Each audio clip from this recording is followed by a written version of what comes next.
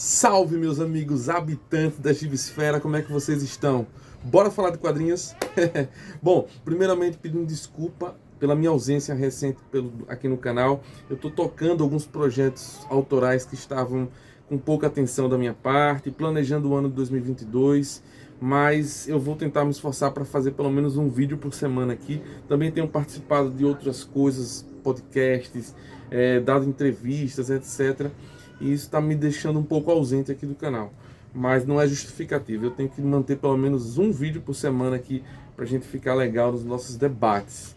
E no vídeo de hoje eu vou tratar de um tema muito especial mesmo. Uma dupla de autores que praticamente me formou enquanto leitor de quadrinhos mais amadurecido, digamos assim. Eu comecei a ler os quadrinhos dessa dupla, lá no início de 2011, 2012, por aí, quando eu descobri o Neil Gaiman e o Dave McKean. Neil Gaiman é o meu escritor favorito, assim, tanto de literatura quanto de quadrinhos.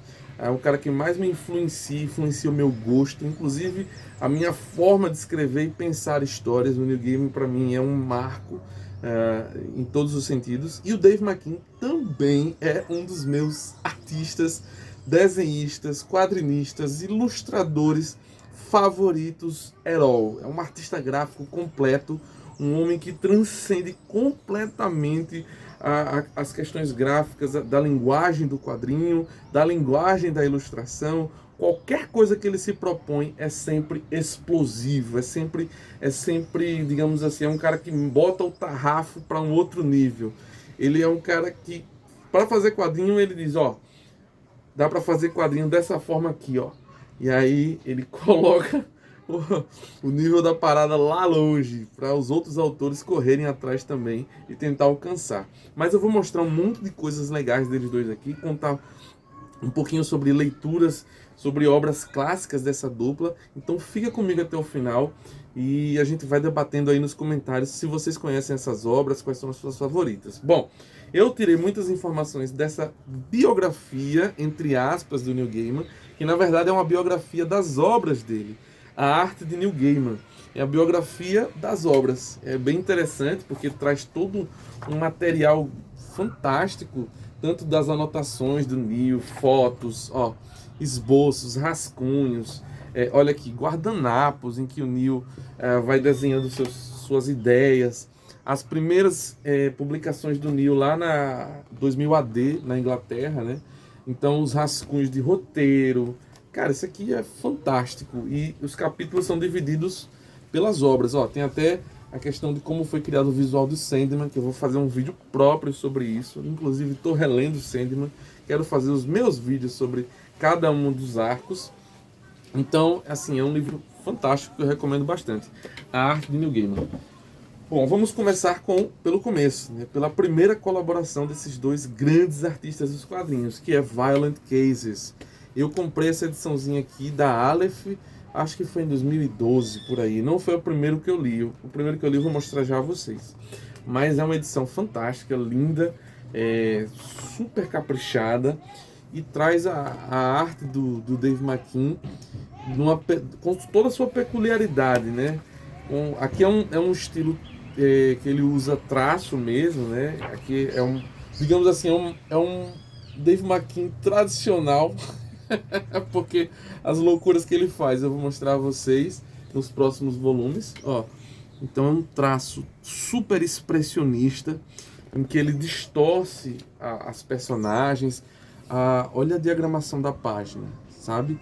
Então ele brinca com uma atmosfera um pouco onírica de pensamentos e memórias. Ele usa colagens de fotografias também e tem tudo a ver com a temática da obra. Olha aí, ó.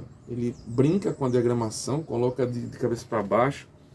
Tem tudo a ver com a temática, porque a Violent Cases é a história de um garoto contando uma espécie de biografia, narrativas biográficas fraudulentas. Eu tirei esse termo até do livro.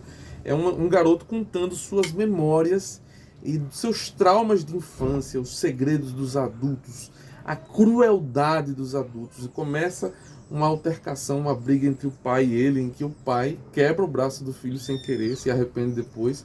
Mas assim, antigamente tinha muita violência, né, contra o filho, contra os filhos, né, era legal bater, etc e tal. Então ele vai narrar um pouquinho dessa história dele, desses traumas infantis, e vai falar sobre suas memórias. E tá aí um dos principais temas da obra de Neil Gaiman, a memória. O que é a memória? Esse caldo de reminiscências, de vivências, de impulsos internos com influências externas das coisas que nos acontecem, nos movem. A memória é confiável? Será que a gente tem a completa noção de tudo que aconteceu com a gente, da maneira que aconteceu exatamente? Ou a memória é uma construção que vai ser, digamos assim, tangenciada, fendida e por diversos fatores subjetivos de vida da gente, sabe? Isso é um dos temas principais da obra de Neil Gaiman, que vai aparecer em diversas outras, né, quadrinhos e livros, inclusive. E aqui você vai ter essa volta aqui. Aí o pai leva a criança para um osteopata, um médico de ossos, e lá ele tem esse personagem do osteopata, vai desencadear uma série de traumas, de vivências, enfim, terríveis. Com esse traço maravilhoso, olha o Dave McKean aqui quebrando o quadro, a sarjeta, explorando os limites da linguagem dos quadrinhos, ó. Fotografia de sangue aqui. Olha isso, ó. Esse claro escuro formidável. Colabora demais com o clima e com o tom o que Neil Gaiman quer transmitir para a obra. O Dave McKean é um tradutor de todos os pensamentos do Neil Gaiman, da maneira como o Neil Gaiman quer contar as suas histórias. Isso no início de carreira, né? A gente está falando aqui de obras do início da carreira do Neil Gaiman, tá? E cara, falar sobre memória é uma coisa que eu gosto muito, porque eu sou professor de história, para quem não sabe. E lá em história, né, na matéria de história, a gente não fica olhando datas como muitos pensam. Quando foi descoberto o Brasil? Não, a gente trabalha temas como memória, porque tudo é construção, né? Memória é construção. Tem gente que usa a memória como uma ferramenta política, instrumentaliza, né? A ditadura militar foi maravilhosa. Isso é uma memória subjetiva, a construção da pessoa, sabe? Não condiz com a realidade e ela instrumentaliza isso para algum fim político. E é um tema que eu gosto bastante. Bom, a segunda indicação que eu vou fazer para vocês aqui é o Orquídea Negra, que é essa personagem super obscura da DC Comics, que ela foi oferecida. A história é bem interessante, porque a DC Comics estava querendo renovar os seus títulos, renovar, dar uma lufada de ar. Os quadrinhos no início dos anos 80 estavam caindo numa mesmice, numa decadência, e tudo foi reformulado no ano de 1986, né, que foi o grande ano da história das histórias em quadrinhos, com a criação ali de Watchmen, Cavaleiro das Trevas, Crise das Infinitas Terras, em que o gênero de super-herói, que é um dos principais da área dos quadrinhos, foi reformulado de uma maneira agressivíssima pelos autores da época, Frank Miller e Alan Moore. E Neil Gaiman é um filho, né, de 1986, principalmente da obra do Alan Moore, que é considerado um clássico, O Monstro do Pântano, do Alan Moore. Não existiria Sandman nem Orquídea Negra se não fosse Monstro do Pântano, do Alan Moore. Isso é batata, isso é dito no livro. Neil Gaiman, ele bebeu da fonte do Alan Moore. Então, muitos conceitos que ele vai trazer para aqui, para a Orquídea Negra, ele vai trazer, por exemplo, essa consciência do verde, que é a mente verde que o Alan Moore tem, né? O Viverde. E aqui ele vai vai pegar uma personagem que usa colã, que, sabe, um herói tradicional da Era de Ouro lá, e vai reformular a origem, como o Alan Moore fez também lá com o Monstro do Pântano. E é brilhante, ele vai quebrar, destruir o gênero de super-herói e reconstruir, assim como as melhores obras dos anos 80 também. Nas primeiras páginas a gente assiste à morte da Orquídea Negra. Ela é brutalmente assassinada, e tem uma cena icônica até, em que o vilão, né, que conseguiu prender ela se infiltra no meio dos gangsters, e ela vai fazer sua aparição surpresa e prender os caras, só que ela é capturada E o vilãozão lá, o gangster supremo lá, diz assim: você tá pensando que isso aqui é quadrinhos? É que que eu vou fazer um discurso aqui e você vai ter tempo de me pegar? Não. E aí ele já mete a bala na cabeça dela. Pá! Então a gente já assiste a morte dela no início da HQ. E isso não é spoiler, isso está na sinopse, é o mote principal da história.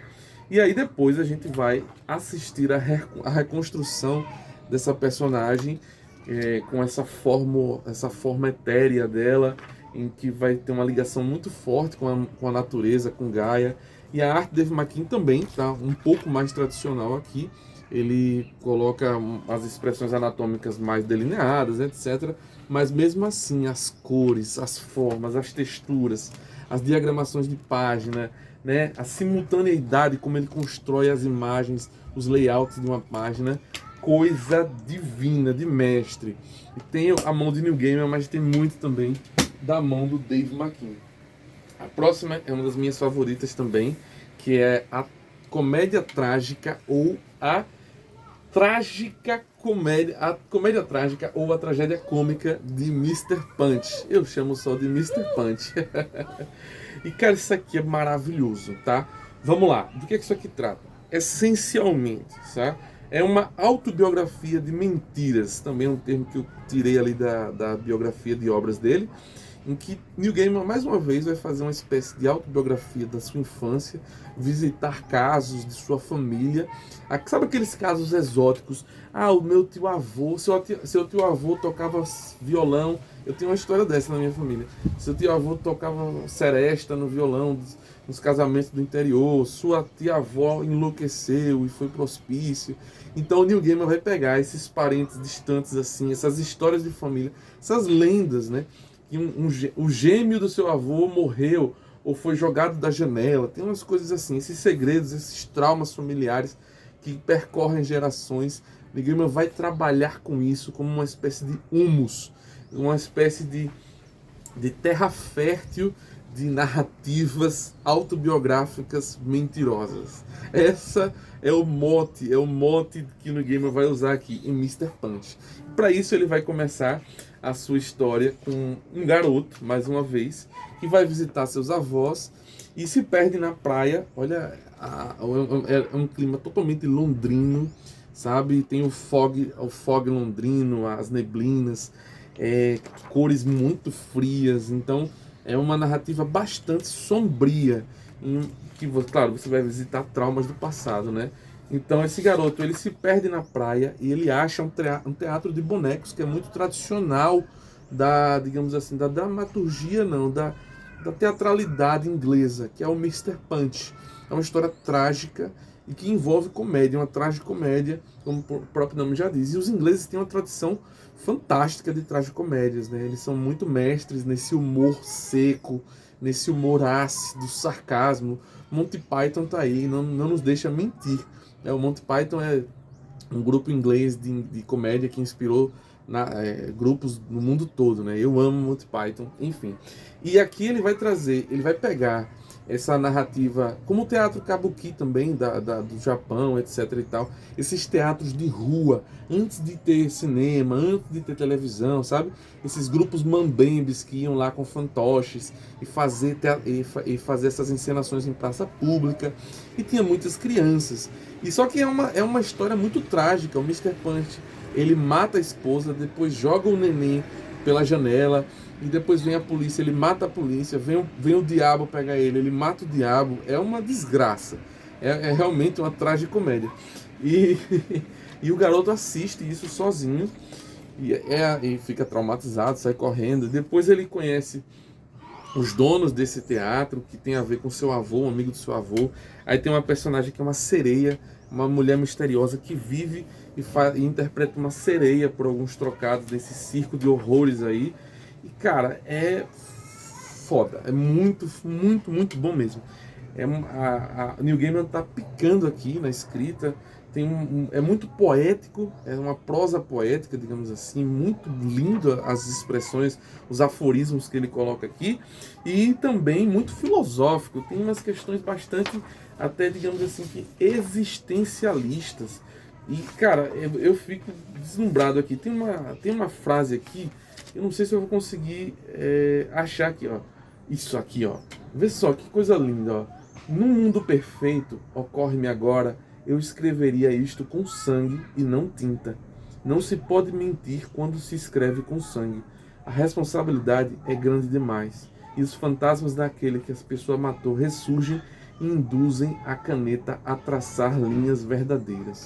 Cara, é muita loucura isso aqui. É bem brutal, bem assim, existencialista mesmo, sabe? Muito rígido, muito frígido. E fala também sobre memória, sobre a brutalidade dos adultos com as crianças. A criança, ela vê o mundo dos adultos como algo totalmente inalcançável, titânico, maldoso. E a gente tem isso mesmo, né? Quando a gente é criança, se a gente lembrar as maldades gratuitas que os adultos fazem com as crianças. Isso é muito, muito comum, né? Você tá numa festa, alguém vai dormir, alguma coisa assim, enfim. O Neil Gaiman usa isso também como tema aqui. E a arte do Dave McKean tá um negócio assim, abismal, assim. Ele vai trabalhar com fotografias e com modelagem, o Dave McKean. E com pintura acrílica, olha isso. O personagem pintado de maneira expressionista, né, com os traços completamente distorcidos. E também aqui, ó, os personagens do fantoche, ele fez e depois fotografou eles em ação. Olha isso, ó. Fotografia, e são imagens perturbadoras, misturadas com pinturas, com colagens, com fotografias, com uns trabalhos, uns grafismos aqui que eu nem sei como é que ele fez. Isso aqui sem computador, tá, gente? Ó, no início dos anos 90 ali, na raça. O cabra, assim, de processo gráfico, eu nunca vi nada igual. Tanto é que é um dos caras que eu mais gosto nos quadrinhos, assim. Nem produz muito, mas o que o cara produz, velho, é brutal. Olha isso, ó. Olha isso, mano. Dá uma camada, muitas camadas a mais essa arte do Dave McKean para os textos formidáveis também do Neil Gaiman. Então é isso, é um livro sobre a perda da inocência. Essa coisa que dói você crescer, né? Crescer dói, gente. Crescer é um sofrimento porque você está matando a criança para nascer o adulto, né? Próximo livro que eu estou falando aqui, que eu vou mostrar a vocês, é o Sinal e Ruído, que também é um desbunde, é maravilhoso. A história de um cineasta genial, que ele começa a elaborar uma história de um vilarejo em 999 depois de Cristo, na época medieval, e são os últimos minutos de vida desse vilarejo, porque o mundo vai acabar. O mundo vai acabar e esse vilarejo está correndo para uma montanha para tentar se salvar, e ele está desenvolvendo esse filme ainda em sua mente, as premissas, as ideias. Só que ele descobre que tem um câncer terminal e tem pouquíssimo tempo de vida. Então esse filme, ele vai criar um filme todo na sua própria mente. E aí Neil Gaiman vai trabalhar com um processo aqui de metalinguagem, de cinema dentro do quadrinho, dentro da literatura. Cara, uma coisa maravilhosa. Vai contar a história da história. Você tem acesso ao filme aqui, então você vai acompanhar o desenvolver do filme. Olha aqui, ó. Aqui são algumas cenas do filme que se passam na cabeça do cineasta. Ele está escrevendo o roteiro na sua mente e ele desiste de fazer esse filme. Ele decide que o filme só vai passar na cabeça dele. Então as pessoas até ao seu redor, não, você tem que tentar fazer e tal, mas ele não quer, né? E aí ele vai rememorando a sua vida, as suas obras, num processo também de memorialista, de rever o seu passado, sua subjetividade, o que é que ele fez, o que valeu a pena, o que não fez. É um cara na meia-idade, tem uma crise, e aí vai falar sobre sinal e ruído, o que é que atrapalhou ele, nublou a sua mente, o que é que, sabe, botou ele pra frente. E olha isso, ó. Tem uns grafismos também aqui, umas páginas só de imagem e palavra, sem, digamos assim, a página tradicional dos quadrinhos. E, mais uma vez, Dave McKean brilhando aqui na arte, nos brindando com, talvez, a obra-prima definitiva dos dois. É isso aqui, Olha isso, mano. Olha isso, ó. Olha isso. Isso aqui é uma das melhores obras deles dois. Se não for a melhor, tá? Porque esse filme que ele faz, que ele vai escrevendo, é muito interessante. Você fica louco pra sabe, saber mais sobre o filme, sobre os personagens. Também mais sobre a história do cineasta que tá morrendo. É brutal, tá, gente? É brutal, é bem existencialista, filosófico também. E, assim, não é muito alegre. São obras sombrias. Ao contrário dessa última, encerrando o nosso top aqui das melhores obras do Neil Gaiman, do Dave McKean, que é a Orquídea Negro, que os livros da magia, gente. Olha isso aqui, ó. E eu esqueci de dizer lá, eu tava falando de uma coisa e acabei me perdendo. A Orquídea Negra é resultado de uma busca que a Karen Berger e o Dick Giordano, editores da DC na época, foram fazer na Inglaterra, porque estava vindo de lá Alan Moore, Grant Morrison. Eles foram procurar mais gente, pô, essa onda inglesa dos quadrinhos, né? Pô, deve ter mais caras geniais como esses. Assim como teve uma onda com os Beatles, né? Todo mundo querendo, pô, deve ter mais bandas como os Beatles aí, Liverpool, etc e tal. E tinha, né? Tinha Pink Floyd, tinha U2, etc. E também tinha Neil Gaiman.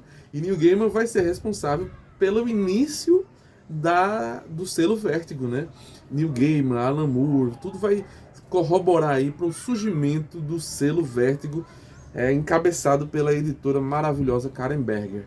E aqui o último livro que eu vou mostrar a vocês é o Livros da Magia, que vai contar a história de Timothy Hunter, esse jovenzinho aqui que tem uma coruja chamada Ioiô. E ele é um garoto comum de 13 anos que gosta de jogar videogame e certo dia é visitado por 4 magos supremos, né? Constantine, Mr. Io, esqueci os outros, Senhor Oculto e o outro eu esqueci. E vão dizer a ele, olha, você vai ser o próximo mago supremo. E eles vão se encarregar de amadurecer esse garoto para o mundo da magia. Mas quando eu falo magia, gente, é magia no nível Neil Gaiman. Eu não estou falando magia de um filme de sessão da tarde que o menino faz abracadabra e pirlim-pim-pim, move as coisas. Não, Neil Gaiman vai voltar. O garoto vai viajar o tempo aqui para conhecer os primórdios da magia. E a arte começa com Dave McKean também. E aí você vai viajar para os primórdios da humanidade, da ancestralidade, de tudo que é mais atávico no ser humano. As primeiras histórias que foram contadas, as primeiras bruxas, as primeiras, digamos assim, olha isso, ó, as primeiras religiões que hoje em dia morreram, né, nem existem mais, que eram baseadas e calcadas no sangue, baseadas no sacrifício, baseadas na natureza, aquela religiosidade, digamos assim, ancestral, de onde surge toda a colcha de histórias que, digamos assim, baseia a humanidade, que baseia a fantasia, que baseia o imaginário da vida humana. É isso. Para um garoto de 13 anos. É fantástico. A primeira edição é desenhada pelo Dave McKean. Depois tem o Charles Vess, que é outro monstro também. E tem outros desenhistas maravilhosos também. Mas a primeira é com Dave McKean. Então, nada mais justo do que eu também incluir isso aqui. Todo mundo deve estar se perguntando, se você não sabe, J.K. Rowling foi acusada de plágio para a criação de Harry Potter com Timothy Hunter, mas eu não acredito que tenha sido isso. Talvez tenha sido simplesmente uma coincidência, ou ela tinha lido e ficou na mente dela, alguma coisa assim, ou às vezes o zeitgeist do tempo estava propício ao surgimento de histórias com estrutura parecida.